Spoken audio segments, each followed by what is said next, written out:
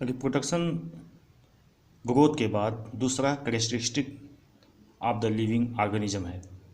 देखिए, रिप्रोडक्शन वास्तव में होता क्या है। यह production of the progeny possessing features more और less similar to the those parents. मतलब रिप्रोडक्शन एक प्रोसेस है जिसके तहत कोई भी ऑर्गेनिज्म अपने जैसा नए जनरेशन को उत्पन्न करता है।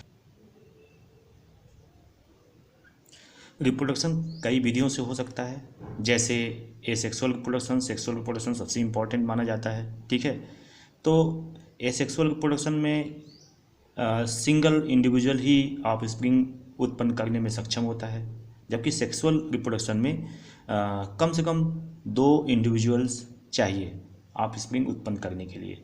तो देखिए, रिप्रोडक्शन के कई मेथड हैं, जैसे फ्रेगमेंटेशन, यह प्रोटोनीमा ऑफ एल्गी में यानी एल्गी के प्रोटोनीमा में होता है, और इसके अलावा फ्रेगमेंटेशन फंजाई में भी होता है। अब देखिए, फ्रेगमेंटेशन का मतलब क्या हुआ। जैसे मान लीजिए ये एल्गी का प्रोटोनीमा है, ये इस तरह से इसे सेल्स होती हैं, ऑब्लिक सेल वॉल होती है इसमें। ठीक है, न्यूक्लियस है। अब ये कई पार्ट में टूट गया। ठीक, और हर पार्ट जो होता है एक नए प्लांट्स को या थैलस को बना लेता है। तो फ्रेगमेंटेशन का मतलब कि डिफरेंट पार्ट्स में टूट जाना, टूट कर हर पार्ट जो है एक नया इंडिविजुअल्स या प्लांट बना लेता है। इसी तरह फंजाई में भी होता है। फंजाई का जो माइसीलियम होता है वो कई भागों में डिवाइड हो जाता है, कई भागों में टूट जाता है, ब्रेक डाउन हो जाता है, और हर भाग से नया थैलस बनता है। इसी तरह से बडिंग होता है। बडिंग जो है ईस्ट में और हाइड्रा में पाया जाता है। और एसेक्सुअल स्पोर्स का भी फॉर्मेशन होता है जो फंजाई में पाया जाता है। एसेक्सुअल स्पोर्स का एग्जांपल देख लीजिए, जैसे स्पोरेंजियोस्पोर्स, स्पोरेंजियोस्पोर्स, कोनिडियोस्पोर्स, डियोस्पोर्स। ठीक है, फिर लास्ट में आता है सेक्सुअल रिप्रोडक्शन। जैसा मैंने पहले बताया कि सेक्सुअल रिप्रोडक्शन में 2 इंडिविजुअल की आवश्यकता होती है। ठीक है, इसके बारे में डिटेल हम लोग आगे के चैप्टर में डिस्कस करेंगे, तो यहाँ पे इतना ही कहने देते हैं फिर। ठीक है, इसके बाद नेक्स्ट आता है रीजनरेशन। रीजनरेशन जो है, इसमें किसी भी बॉडी पार्ट से नया पार्ट्स बन जाता है, जैसे प्लेनेरिया, जिसको हम फ्लैट वर्म भी कहते हैं। ठीक है, बहुत इंपॉर्टेंट है, ये सब चीज़ें आप याद रखती जाइए। ठीक है, अब जैसे हमने आपको बताया था कि ये कैरेक्टरिस्टिक फीचर है रिप्रोडक्शन, तो इसमें भी एक्सेप्शन होता है। देखिए, बहुत से ऐसे ह्यूमन्स कपल्स होते हैं, ऐसे बहुत से लोग होते हैं जिनकी संतानें नहीं उत्पन्न होती हैं, तो उनको तो आप नॉन लिविंग कहेंगे नहीं। ठीक है, तो रिप्रोडक्शन में भी कुछ एक्सेप्शन हो सकता है, जैसे कि स्टेराइल ह्यूमन,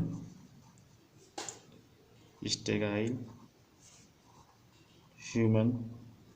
ठीक, इसके अलावा आप मूल्स कह सकते हैं, मूल्स, जिसको हम लोग खच्चर कहते हैं। खच्चर जानते हैं?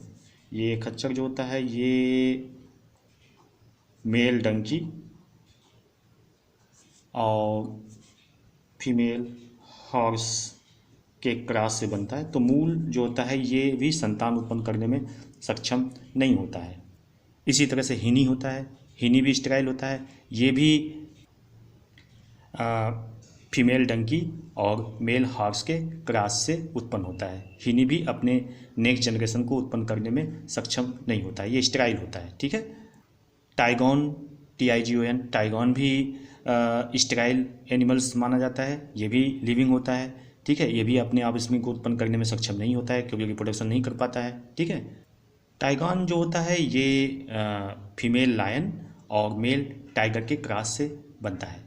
इसी तरह से लाइगर, लाइगर भी आपने सुना होगा। लाइगर भी एनिमल्स होते हैं जो कि मेल लायन और फीमेल टाइगर के क्रॉस से उत्पन्न होता है। तो इसी तरह से वर्कर बी, वर्कर बी जो मधुमक्खी होती है, वर्कर बी, ये भी मतलब अपने नेक्स्ट जनरेशन को उत्पन्न करने में सक्षम नहीं होती है। तो ये रिप्रोडक्शन के एक्सेप्शन हो गए। मतलब कहने का मतलब कि रिप्रोडक्शन में भी एक्सेप्शन होता है। बहुत से ऐसे लिविंग बींग हैं जो कि रिप्रोडक्शन नहीं कर पाते हैं, फिर भी उनको लिविंग बींग माना जाता है, इसीलिए इसको हम कैरेक्टरिस्टिक्स फीचर्स में रखते हैं। नेक्स्ट हम लोग का आता है मेटाबॉलिज्म।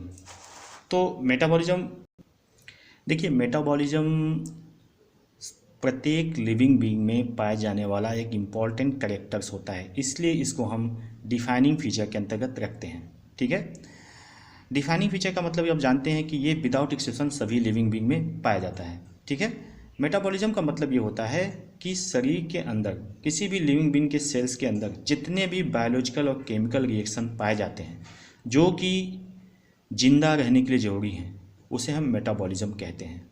मतलब all the reactions take place inside the living cells are called metabolism. ये रिएक्शन केमिकल रिएक्शन भी हो सकते हैं, बायोलॉजिकल रिएक्शन भी हो सकते हैं, यानी इनको हम बायोकेमिकल रिएक्शन कहते हैं। ठीक है, तो हर सेल्स में जो भी लिविंग सेल्स है, thousands of the reactions are conducting simultaneously. अभी देखिए दो तरह का होता है मेटाबॉलिज्म, दो तरह से इसको हम दो कैटेगरी में इसको बांटते हैं, यानी दो तरह से मेटाबॉलिज्म टेक प्लेस होता है सेल्स के अंदर। एक में क्या होता है कि जो कॉम्प्लेक्स मटेरियल्स होता है वो सिंपलर मटेरियल में टूटता है, उसको हम कैटाबॉलिज्म कहते हैं। ठीक है, जैसे फोटोसिंथेसिस, जैसे रेस्पिरेशन। फिर नेक्स्ट आता है एनाबॉलिज्म। इसमें क्या होता है कि सिंपलर कंपाउंड यानी सिंपलर सब्सटेंस जो होता है वो कॉम्प्लेक्स सब्सटेंस में टूट जाता है या बन जाता है, सिंथेसाइज हो जाता है।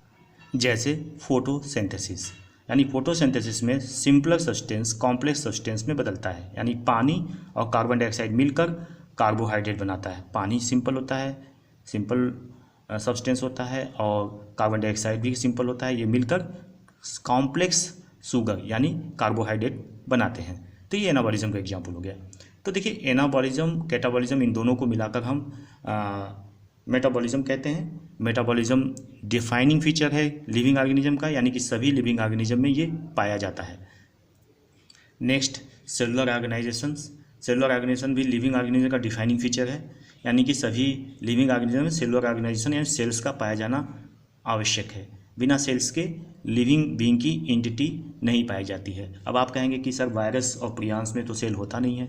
तो वायरस जो है ये जब किसी सेल्स के अंदर जाता है तभी वो रिप्रोडक्शन करता है, अदरवाइज वो रिप्रोडक्शन नहीं करता है, वो बाहर नॉन लिविंग फॉर्म में नॉन लिविंग एंटिटी में पड़ा रहता है। इसीलिए वायरस को हम लिविंग और नॉन लिविंग के बीच का लिंक कहते हैं, यानी कि सेल्स का पाया जाना अति आवश्यक होता है। इसके बाद नेक्स्ट आता है कॉन्शियसनेस। कॉन्शियसनेस जो होता है ये भी एक डिफाइनिंग फीचर है लिविंग ऑर्गेनिज्म का। ठीक है, कॉन्शियसनेस का मतलब होता है कि जब ऑर्गेनिज्म किसी भी एक्सटर्नल इन्वायरमेंट चेंज के प्रति प्रतिक्रिया व्यक्त करते हैं।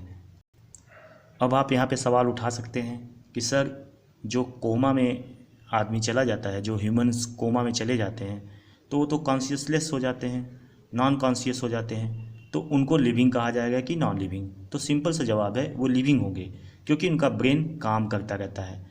देखिए जब भी डॉक्टर के पास किसी बॉडी को ले जाया जाता है तो वो ये डिसाइड करने के लिए कि पर्टिकुलर आदमी मर गया है या जिंदा है, उसके आँख के पुतलियों में उसके आँख के अंदर लाइट जलाता है, टॉर्च से लाइट जलाता है। अगर उसके आँख के जो कॉर्निया होती है उसमें रिएक्शन होता है तो इससे पता चलता है कि इसका ब्रेन काम कर रहा है, यानी कॉन्शियसनेस है, यानी रिएक्शन कर रहा है, लाइट के प्रति उसमें रिएक्शन हो गई है। ठीक है, तो उसको हम डेथ नहीं घोषित करते हैं। लेकिन जब उसमें रिएक्शन नहीं होता है, यानी कॉर्निया में कोई भी रिएक्शन लाइट के प्रति नहीं होता है, तो ये हम पता कर लेते हैं, ये हम जान जाते हैं कि इस पर्टिकुलर व्यक्ति का ब्रेन काम करना बंद कर दिया है, यानी कि उसकी डेथ हो चुकी है। यानी कि डॉक्टर तभी किसी भी आदमी को डेथ डिक्लेयर करता है जब उसका ब्रेन काम करना बंद कर देता है, यानी ब्रेन की डेथ हो चुकी रहती है। इसको ब्रेन डेथ भी कहा जाता है। तो कॉन्शियसनेस का मतलब आप समझ गए होंगे कि लाइट, टेम्परेचर और एक्सटर्नल फैक्टर्स के प्रति जब कोई भी ऑर्गेनिज्म रिएक्शन व्यक्त करता है तो इसे कॉन्शियसनेस कहते हैं। जैसे कि आपने देखा होगा कि रात में अगर हम लाइट जला देते हैं तो उस लाइट की तरफ तमाम इंसेक्ट चले आते हैं, यानी कि वो लाइट के प्रति लाइट के प्रति अट्रैक्शन व्यक्त करते हैं। इसी तरह से और भी टेम्परेचर चेंज होने से भी मूवमेंट होता है। आप देखिए कि जो पानी के अंदर, वाटर बॉडी के अंदर जो मछलियाँ होती हैं वो टेम्परेचर चेंज के प्रति सेंसिटिव होती है। जिधर टेम्परेचर चेंज होता है उधर की तरफ वो मूव करना शुरू कर देती हैं, ठीक है। लाइट के प्रति वो सेंसिटिव होती हैं, लाइट की तरफ मूव करती हैं, चाहे वो अमीबा हो चाहे पैरामीशियम हो, वो लाइट की तरफ मूवमेंट को शो करता है। तो ये कॉन्शियसनेस में आता है, ठीक है। तो ये 5 कैरेक्टर्स हो गए, जिसमें growth, reproduction, metabolism, cellular organisation, consciousness, ये 5 कैरेक्टर लिविंग ऑर्गेनिज्म के इंपॉर्टेंट फीचर्स होते हैं, जिसमें 2 कैरेक्टरिस्टिक हो गए और 3 डिफाइनिंग फीचर हो गए, ठीक है।